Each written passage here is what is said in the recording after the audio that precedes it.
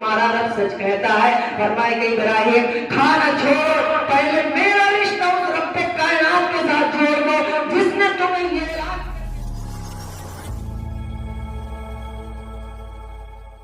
سیئات اعمالنا من يهده الله فلا مضل له ومن يضلل فلا هادي له واشهد ان لا اله الا الله وحده لا شريك له ونشهد أن سيدنا ومولانا محمدا عبده ورسوله أما بعد فأعوذ بالله من الشيطان الرجيم بسم الله الرحمن الرحيم قل إن كنتم تحبون الله فاتبعوني يحببكم الله ويغفر لكم ذنوبكم والله غفور رحيم وقال النبي صلى الله عليه وسلم يا أبا سفيان قد جئتكم بكرامة الدنيا وبالآخرة أو كما قال عليه الصلاة والسلام۔ میرے محترم بزرگ اور دوستو، پچھلے جمعہ میں جو بات ہوئی اس سے بیس پر اس بنیاد پر کہ وہ رب جو ہم سے 70 ماؤں سے زیادہ محبت کرتا ہے، وہ خدا جو ہم پر تمام گناہ ہمارے کرنے کے باوجود ہم پر مہربان ہے۔ ہماری کوشش یہ ہونی چاہیے کہ ہم اپنے رب کی ربوبیت کو پہچانیں اور اپنے اللہ کی الوہیت کو پہچانیں۔ ہماری نیت جو ہونی چاہیے وہ یہ ہونی چاہیے کہ ہم سب یہاں اپنی اصلاح کے لیے جمع ہوئے ہیں، اپنی اصلاح کے لیے۔ نہ میں بہت بڑا متقی اور پرہیزگار ہوں، نہ آپ متقی اور پرہیزگار ہیں، الا یہ کہ دیکھیں دلوں کا حال اللہ بہتر جانتا ہے۔ ہو بھی سکتے ہیں آپ۔ دوسری چیز، یہ باتیں اس لیے کی جاتی ہیں کہ اللہ رب العزت کا ایسی مجلس پہ وعدہ ہے کہ جب کوئی اپنی عمر فکر لے کر کہ میرا بھائی کیسے جہنم سے بچ کر جنت کی طرف مڑ جائے، اس فکر کے ساتھ جب بندہ بیٹھتا ہے تو فرمایا کہ اللہ رب العزت آخر تک اس مجلس کے اختتام تک جو بھی آتا ہے اللہ اس مجلس کی برکت سے اس کی مغفرت عطا فرما دیتا ہے۔ یہ اللہ کا وعدہ ہے کہ دیکھیں انسان سیاہکار، زناکار ہے، گنہگار ہے، اس کے باوجود اللہ اپنی محبت کو ماؤں کی محبت سے تشبیہ دیتا ہے۔ کیوں؟ تاکہ میرا بندہ اپنے اللہ کی الوہیت کو پہچان جائے، تاکہ اللہ کا بندہ اپنے رب کی ربوبیت کو پہچان جائے۔ اللہ رب العزت نے اس آیت کریمہ کے اندر کیا ہی بہترین اللہ نے سمجھایا اپنے بندوں کو کہ اگر بندہ اللہ کی طرف پڑھنا چاہے تو بندے کا کام کیا ہونا چاہیے۔ چنانچہ اللہ رب العزت نے قرآن کریم کے اندر ارشاد فرمایا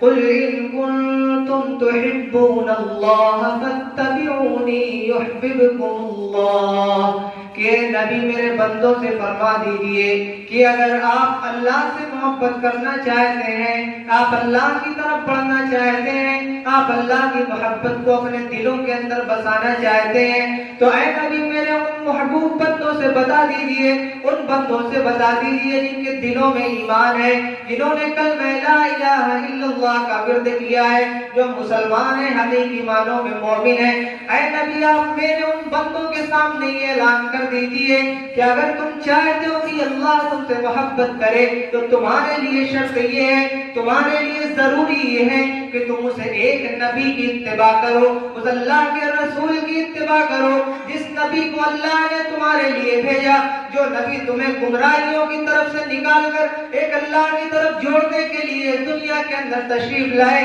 فرمایا ہے نبی اپنے ان بندوں سے کہہ دو، میرے ان بندوں سے کہہ دو کہ وہ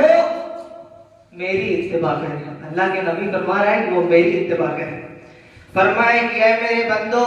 جب تم اللہ کے نبی جناب محمد رسول اللہ صلی اللہ علیہ وسلم کی اتباع کرو گے تو اللہ کے آپ محبوب بن جائیں گے، اور جب آپ اللہ کے محبوب بن جائیں گے تو آپ خود بخود گمراہیوں سے نکل کر اللہ کے راستے کی طرف چل پڑیں گے۔ اور جب کسی بندے کا گمراہیوں کی طرف سے نکل کر، گناہوں کے دلدل سے نکل کر اللہ کے راستے کی طرف نکل جانا، یہ اللہ کے نزدیک اس بندے کے حق میں سب سے بہترین ہدایت ہے۔ سب سے بہترین ہدایت یہ ہے کہ اللہ اپنے بندوں کو گناہوں کی طرف سے موڑ کر اپنے در پہ لا کر اس کی پیشانی کو اپنے سامنے جھکا دے۔ اللہ رب العزت فرماتا ہے دنیا کے اندر کوئی نان مسلم، کوئی غیر مسلم، کوئی سائنسدان کوئی چیز بناتا ہے تو تم اس کی چیز کی طرف اس طرح لپکتے ہو، اس طرح جھپکتے ہو گویا کہ تمہاری آنکھوں نے اس چیز کو پہلی مرتبہ دیکھا۔ حالانکہ اللہ رب العزت قرآن کریم کے اندر ارشاد فرماتا ہے تم دنیا کی رنگینیوں پہ اتنا کانفیڈنس کے ساتھ، اتنا یقین کے ساتھ دیکھ کر اس کو اشش کرتے ہو، اپنے رب کے بنائے ہوئی چیزوں کو کیوں نہیں دیکھتے؟ قرآن بار بار اعلان فرماتا ہے افلا ينظرون الى الابل كيف خلقت، اے میرے بندے جا کے ایک مرتبہ اونٹ کو دیکھ، اونٹ کے تڑھاپے پن کے باوجود اللہ نے اس کو کن کن مصلحتوں سے نوازا، اللہ نے اس کے ٹیڑھے پن کے باوجود کن کن خوبیوں سے نوازا۔ آپ تھوڑی دور چلتے ہیں پیاس کے تقاضے آپ کے پڑ جاتے ہیں، آپ تھوڑی دور چلتے ہیں بھوک کے تقاضے آپ کو پیش آ جاتے ہیں، لیکن اس اونٹ کو دیکھ جس کا وزن تیرے وزن سے ہزاروں گنا زیادہ ہے، لیکن ریگستان میں 3 ماہ مسلسل چلتا رہتا ہے، کبھی اس کو پینے کی ضرورت پیش نہیں آتی، کبھی اس کو کھانے کی ضرورت پیش نہیں آتی۔ اللہ اتنے بڑے جانوروں کے اندر پانی کے اس ذخیرے کو اکٹھا کر دیتا ہے، اتنے بڑے جانوروں کے اندر اللہ اس کھانے کے مادے کو اکٹھا کر دیتا ہے۔ اے انسان تو اللہ کی ان چیزوں کو کیوں نہیں دیکھتا جسے دیکھ کر تجھے اللہ کی ذات یاد آ جائے، جسے دیکھ کر تو بھی پکار اٹھے گی یقیناً ان کا بنانے والا ایک اللہ ہے۔ آگے پھر اللہ رب العزت نے ارشاد فرمایا افلا ينظرون الى الابل كيف خلقت والى السماء كيف رفعت، تو آسمان کو کیوں نہیں دیکھتا؟ آج تو بیٹیوں کو دیکھتا ہے، اشش کرتا ہے، جاتا ہے برج خلیفہ کو دیکھتا ہے، اس کے چرچے اگر اپنے بستیوں میں کرتا ہے، تو اللہ کے بنائے ہوئے آسمان کے چرچے کیوں نہیں کرتا؟ جو تیرے آسمان تیرے کیا ہے سروں کے اوپر اللہ نے بچھایا، اس میں کوئی ستون نہیں، اس میں کوئی کھمبا نہیں، پھر ادھر بیٹھا ہے کہ آسمان کے گرنے کے تجھے ذرہ برابر بھی یہ خدشہ نہیں پہنچتا۔ اللہ کی بنائی ہوئی چیز پر تجھے اتنا یقین ہے کہ اپنے میرا اللہ اس آسمان کو میرے اوپر گرا نہیں سکتا ہے، جبکہ دنیا کے اندر اگر کوئی بلڈنگ اتنی عمارت اتنی اونچی بنائی جائے اور اس کا بنانے والا آپ کے پاس اچانک اگر یہ اعلان کر دے کہ یہ بلڈنگ تھوڑی دیر میں تباہ و برباد ہونے والی ہے، یقین مانیے آپ اپنے آپ کو اس انجینئر کے حوالے کر دیں گے، یقیناً اس کا بنانے والا سچ کہتا ہے، لیکن وہ رب کائنات جس نے پورے آسمان کو بچھایا، جس نے پوری زمین کو بچھایا، یہ زمین کے بارے میں بھی فرمایا وَإِلَى الْأَرْضِ كَيْفَ سُطِحَتْ، کہ زمین کو دیکھو اللہ نے مسلسل آپ کے نیچے بچھا دی، 3 حصوں میں اللہ نے پانی رکھا، ایک حصے میں کیا ہے خشکی برسی جس میں تمام حشرات اللہ، تمام جانور، تمام اللہ کی مخلوق اس پہ اپنی زندگی گزار رہے ہیں۔ فرمایا کہ وہ زمین اللہ نے تجھے نعمت کے طور پر سونپ دی کہ میرے بندے کو ذرہ برابر تکلیف نہ پہنچے، اس کے اندر تم نے اناج بھی بوئے، اس کے اوپر تم نے پیٹرول بھی نکالے، اسی زمین سے تم نے ڈیزل کو کو نکالا، اس سے اپنی زندگی آرام خوشی تو خوشی کیا ہے اپنی زندگی گزار گئے۔ فرمایا کہ وہ زمین جس پر اللہ کا ایک نالائق بندہ جسے ہم اور آپ نمرود کے نام سے جانتے ہیں، ہم آپ فرعون کے نام سے جانتے ہیں، ہم آپ قارون کے نام سے جانتے ہیں، اللہ نے اسے دنیا کی تمام تر دولتیں نصیب فرمائی، لیکن جب وہ اللہ کا باغی بن گیا، جب وہ اللہ کے نبی کے ساتھ بدماشی کرنے لگا، اللہ کے نبی کے ساتھ بے حرمتی کرنے لگا، اللہ کے نبی کو بے جا ستانے لگا، تمام دولت ہونے کے باوجود اللہ رب العزت نے اس کی دولت کو نہیں دیکھا، اللہ نے اس کے نام اور نسب کو نہیں دیکھا، لیکن جس دن وہ اللہ کا باغی بنا، اللہ نے اس کے خزانوں سمیت اسے زمین کے اندر دھسا دیا۔ اے میرا مسلمانوں، اللہ فرماتے اپنے مومنوں کو خطاب کر کے، تمہارا گناہ اتنا بڑھ گیا، آج اس زمین کے اوپر تمہیں قتل کرتے ہوئے شرم نہیں آتی، اس زمین کے اوپر تمہیں اپنے بھائیوں کا آگ مارتے ہوئے شرم نہیں آتی، اس زمین کے اوپر تمہیں انسان کو ستاتے ہوئے شرم نہیں آتی، اس زمین پر تمہیں اللہ کا قانون توڑتے ہوئے شرم نہیں آتی۔ یقین مانو کہ وہ اللہ جو قانون کو تمام تر خزانوں کے ساتھ زمین کے نیچے دھسانے پر قادر رہا، وہ اللہ تمہارے تمام گناہوں کے سمیت تمہیں بھی دھسانے پر زمین میں قادر ہے۔ تو قارون کو دھسا سکتا ہے، وہ آپ کو بھی دھسا سکتا ہے۔ فرمائے کہ ابھی بھی انسان اتنا ناشکرا ہے کہ ابھی بھی اپنے اللہ کی الوہیت کو نہیں پہچانا، اپنے رب کی ربوبیت کو نہیں پہچانا۔ فرمائے کہ جب میاں بیوی ملتے ہیں، حمل ٹھہرتا ہے، بچے کی پیدائش سے تھوڑے دن پہلے بلکہ حمل کے ٹھہرنے کے بعد بچے کے بننے کا پروسیس شروع ہو جاتا ہے۔ خلق من مضغہ،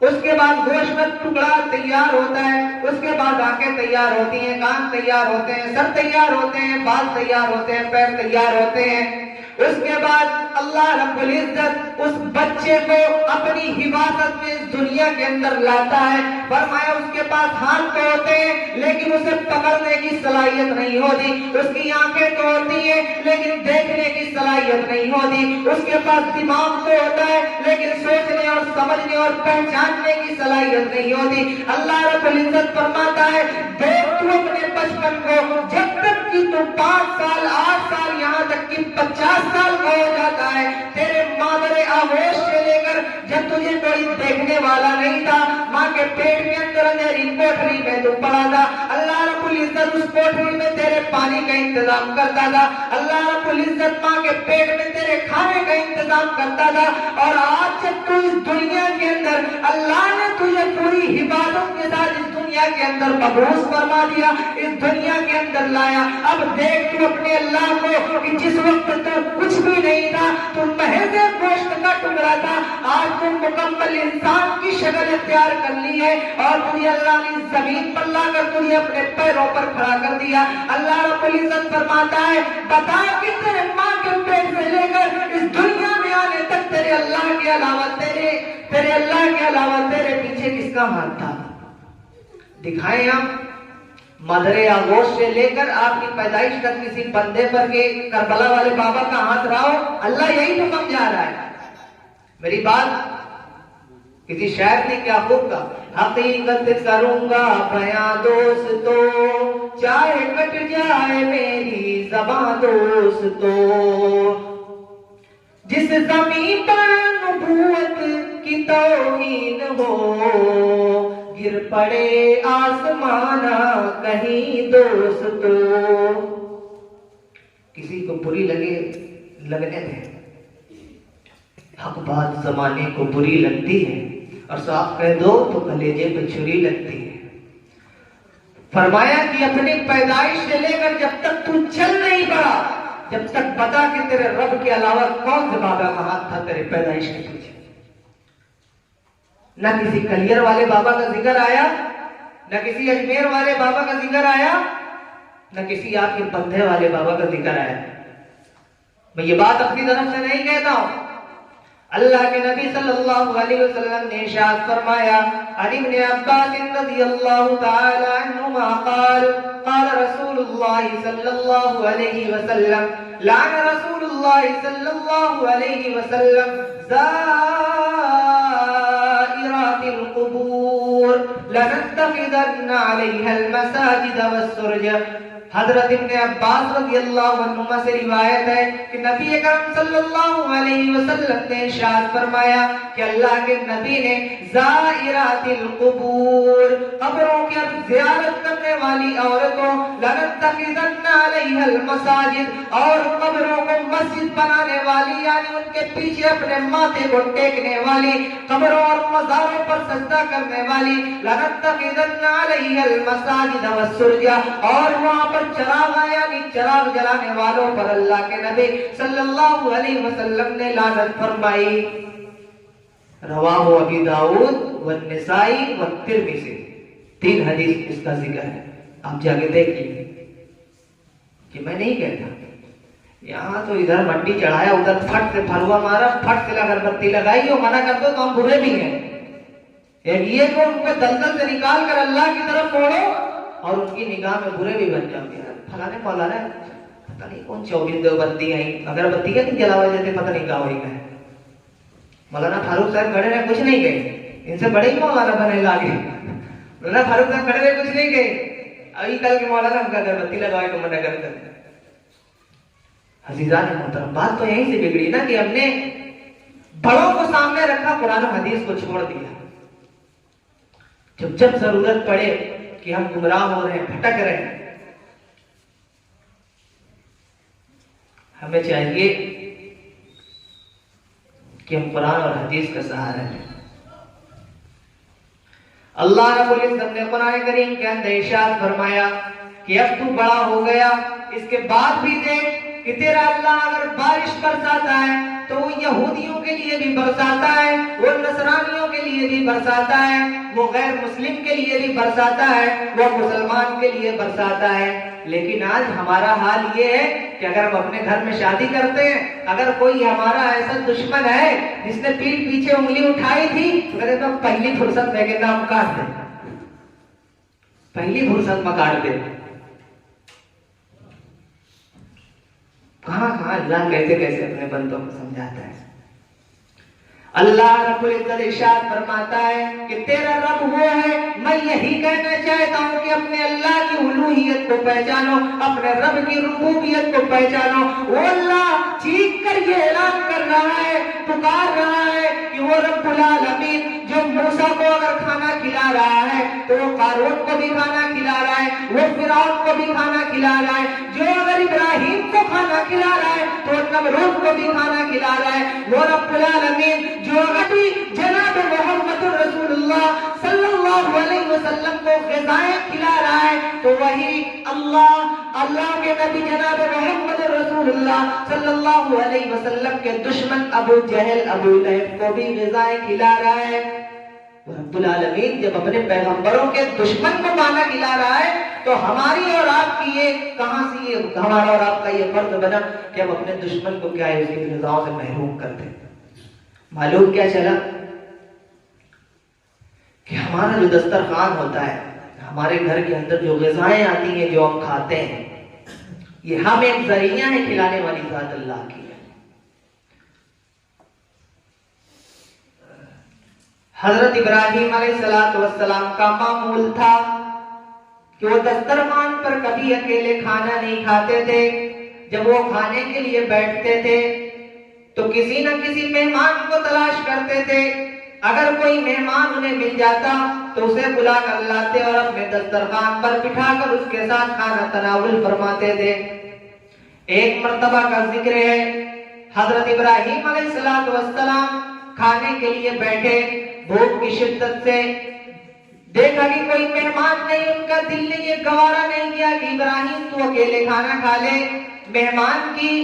مہمان کو ڈھونڈنے کے لیے باہر نکلے تو دیکھا کہ ایک آدمی تھا، فرمایا کہ کھانا کھا چکے ہو یا بھوکے ہو؟ کہا کہ ابراہیم میں بھوکا ہوں۔ کہا کہ میرے ساتھ آئیے، دسترخوان پر کھانا کھا لیجیے۔ چنانچہ ابراہیم علیہ السلام اس آدمی کو، اس مہمان کو بلا کر اپنے گھر لاتے ہیں، اپنے سامنے بچے دسترخوان پر بلاتے ہیں، بٹھاتے ہیں اور فرمایا کہ اب آپ کھانا تناول فرمائیں۔ لیکن وہ آدمی جیسے ہی برتن سے کھانا کو اٹھاتا ہے اور کھانے کو منہ کے قریب لے جاتا ہے، پڑھتا ہے بسم النار،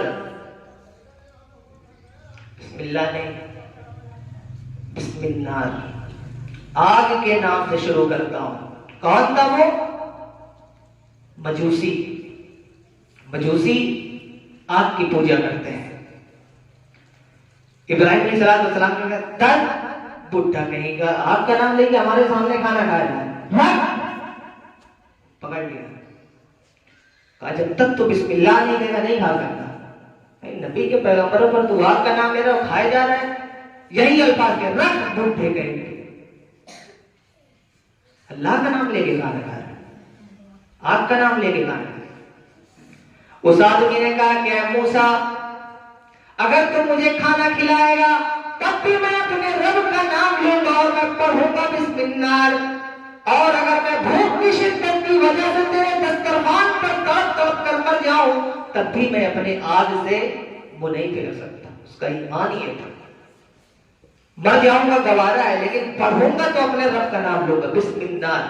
موسیٰ علیہ السلام نے کہا ایک کام کرو، یہاں جو لوگ کنڈی مارو، یہاں دفع ہو جاؤ، بہت مہمان ملیں گے۔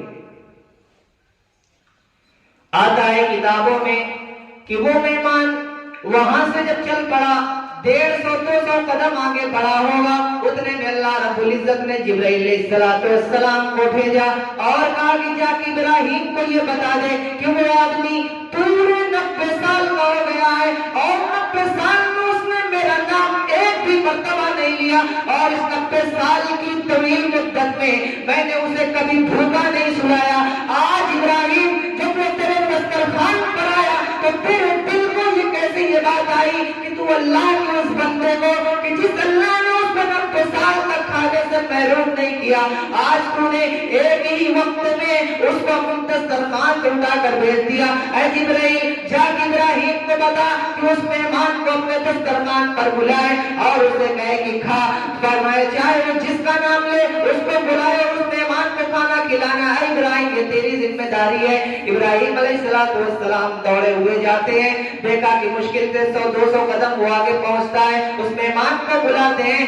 آواز دیتے ہیں اور کہتے ہیں کہ آئیے میرے ساتھ کھانا کھائیے، چونکہ وہ بھوکا تھا۔ ایک مرتبہ میں ابراہیم علیہ السلام کے کہنے پر چلایا، دسترخوان بچھاتے ہیں، بیٹھتے ہیں، حیرت سے بڈھا دیکھتا ہے ابراہیم علیہ السلام کی طرف اور کہتا ہے کہ ابراہیم تم نے تو ابھی مجھے برا بھلا کہا اور اپنے دسترخوان سے اٹھا دیا، اب کیا وجہ ہے کہ تم مجھے خود بلانے آتے ہو اور میرا ہاتھ پکڑ کر اپنے دسترخوان کی طرف لے جاتے ہو؟ ابراہیم علیہ السلام نے فرمایا کہ ابھی حضرت جبرائیل علیہ السلام آئے تھے، انہوں نے کہا کہ وہ اللہ جو تمام عالم کا رب ہے، جو رب العالمین ہے، تمام بشرات الارض کو کھانا کھلاتا ہے، اس میں یہودی بھی ہو، چاہے نصرانی ہو، چاہے مجوسی ہو، چاہے عیسائی ہو، چاہے وہ اللہ کا کلمہ نہ پڑھے، اللہ پر ان کا ایمان نہ ہو، اللہ رب العزت ان کو کھانا بھی کھلاتا ہے۔ فرمائے کہ اس انسان کی 90 سال عمر ہو گئی، اس نے میرا نام ایک بھی مرتبہ نہیں لیا، میں نے اسے کھانا کھلایا۔ ابراہیم تیری طبیعت نے اس بات کو کیسے گوارا کر لیا کہ کھلانے والی ذات اللہ ہے؟ ایک مہمان جب تیرے دسترخوان پر آیا تو تو نے اسے کیسے اپنے دسترخوان سے بھگا دیا؟ بڈھا حیرت سے ابراہیم علیہ السلام کی طرف دیکھتا ہے اور فرمائے کہ ابراہیم تم سچ کہہ رہے ہو، واقعی میری عمر 90 سال ہے اور 90 سال کی عمر میں کبھی بھی تم جس رب کی بات کرتے ہو، تم جس اللہ کی بات کرتے ہو، میں نے ایک مرتبہ اس اللہ کا نام نہیں لیا، اور میں قسم کھا کہ یہ بات کہتا ہوں کہ 90 سال کی عمر میں نے آج تک کبھی بھوکا نہیں سویا۔ ابراہیم تمہارا رب سچ کہتا ہے۔ فرمائے کہ ابراہیم کھانا چھوڑو، پہلے میرا رشتہ اس رب کائنات کے ساتھ جوڑ دو جس نے تمہیں یہ اعلان کر کے بتایا کہ وہ بندہ جو 90 سال کی عمر تک اے العالمین آپ کا نام نہیں لیا بلکہ آپ کا نام لیتا رہا، اور رب العالمین اپنے بندے سے اتنا محبت کرتا ہے کہ جس بندے کو مادر آغوش لا کر اس دنیا کے اندر باعث فرمایا، مبعوث فرمایا، فرمایا کہ 90 سال تک وہ میری حفاظت کرتا رہا، 90 سال تک میرے لیے ہوا کا انتظام کرتا رہا، 90 سال تک میرے لیے کھانے کا انتظام کرتا رہا، 90 سال تک میرے پینے کا انتظام کرتا رہا۔ اے ابراہیم کھانا رکھو، پہلے میرا رشتہ اس رب کائنات کے ساتھ جوڑ دو، پڑھاؤ مجھے کلمہ لا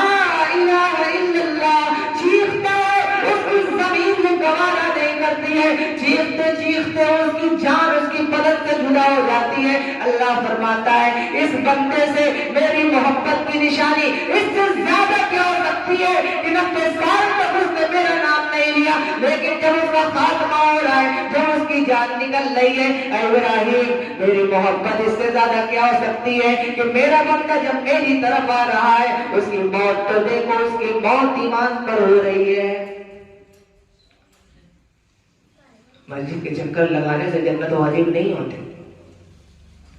نہ آپ کہہ سکتے ہیں میں جنتی ہوں، نہ میں کہہ سکتا ہوں میں جنتی ہوں۔ اگر میں کہتا ہوں کہ میں جنتی ہوں تو میں سب سے بڑا جہنمی ہوں۔ آپ کو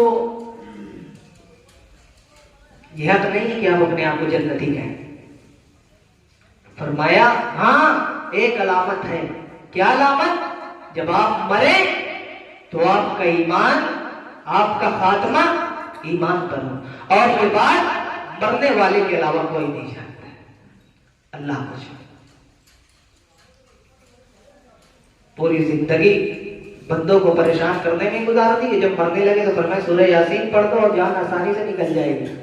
تو خود ہی دوسرے کی جان کے روڑے بنے ہوئے تو تمہاری جان کہاں سے آسانی سے نکل جائے گی؟ وقت ہو چکا ہے، بس ایک چھوٹی سی مختصر سی بات۔ اللہ نے فرمایا